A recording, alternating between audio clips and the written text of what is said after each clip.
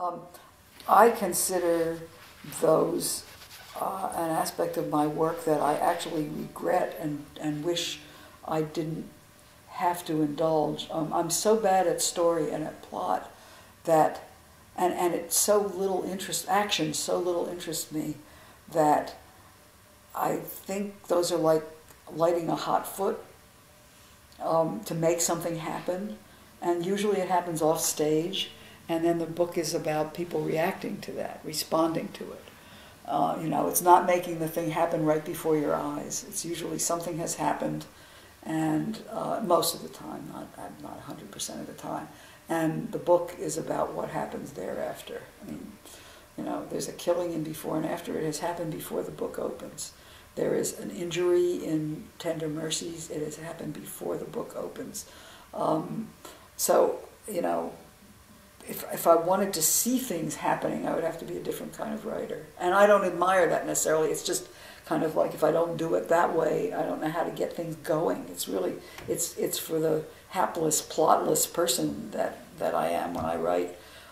It's the only way I can sort of push something to happen. I wish I were a more subtle writer and I wouldn't need those things. Proust's, not that I'm comparing myself to Proust, didn't need to have big things happening in his books. Got a little boy lying in bed waiting for his mother to come up and give him a kiss. That's much more subtle.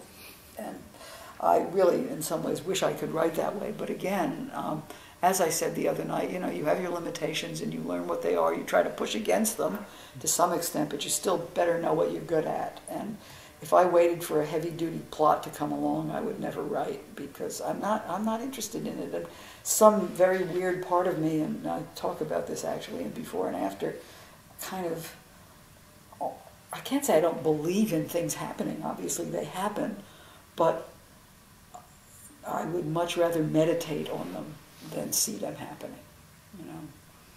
One of the things that upset me very much when the movie was made of Before and After was that there's a killing in this book, but you never really see it happening. You hear someone recount it, and you may or may not believe him when he talks about it, but you don't see it happening. And when they made the film, there was a television ad that they played over and over and over again, where you see this thing happening, and it's blood on snow, and it's the last thing in the world I wanted in my book, and I made sure that it wasn't in the book. You never see that scene. And every time I turn on the television and see an ad, and when the movie first started being shown on television, they showed it again and again, and I just thought each time, oh my God, that's not what I want. So there's an example of, I just wanted the reactions. I wanted the way people constructed in their minds this boy who had done this thing. But it wasn't about the thing itself at all.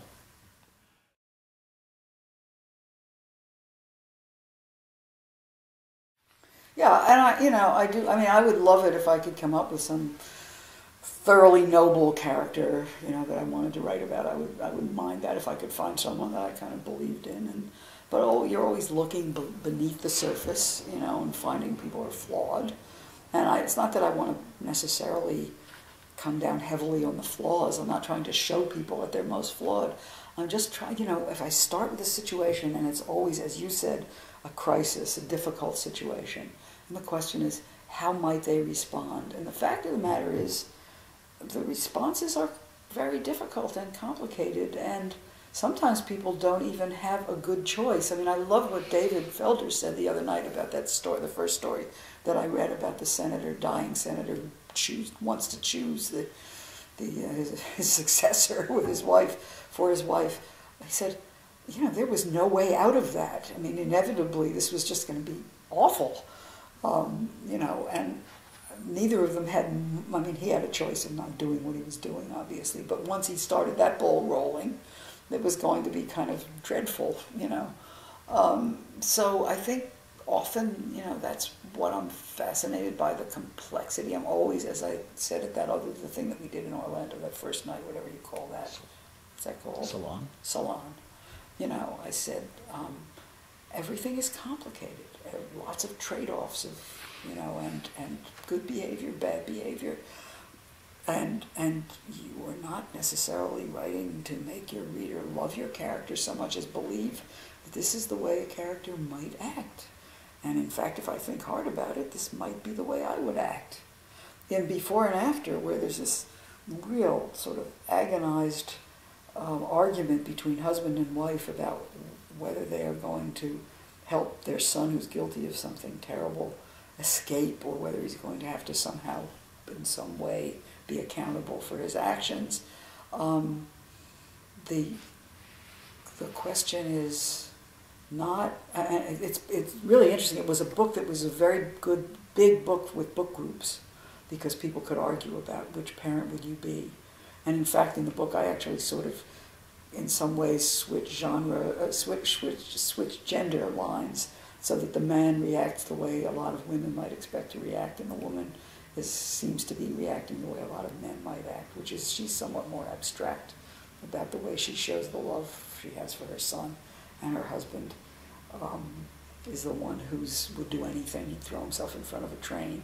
It was really for his son, and it's really interesting. When I was on the movie set when they were making that lamentable movie of that book, the actor John Hurt said to me, he plays a lawyer in the movie, he's not like a main character, but he said to me, he said, I love this because I just lost a child in a custody suit. And you understood what the judge didn't understand, which is that a man can love his son, his child, as much as a woman can. And he basically was full of pain, hurt, like his name. That he, it was one of those fairly traditional things where the woman, more often than not, will be awarded custody of the child because she's the mother. And he obviously felt terribly pained by that. And what he saw in the book was, which I don't know if he read the book, but he read the script, and he saw that I had reversed things so that I got a kind of a passionate, outspoken man who would do anything to help his son escape. And the mother is a doctor, and she's somewhat more removed, and she loves him very much too, but she has a slightly different sense of justice and how we owe other parents some kind of, I don't quite know what you want to call it, accountability for what's happened to their child. And she's a pediatrician, so she sort of has that special feeling about children, but it's a little bit at a remove. And the way I wrote the book was that we hear the husband talking, the father talking at us, and the mother is third person. It's kind of right over her shoulder, so you're sort of in her head, but you can't imagine her saying any of this because she isn't that kind of person who could ever account for herself that way. So that's a place where the form followed the needs of the characters. I just told this to Demeter today. You have such different responses from people to the writing.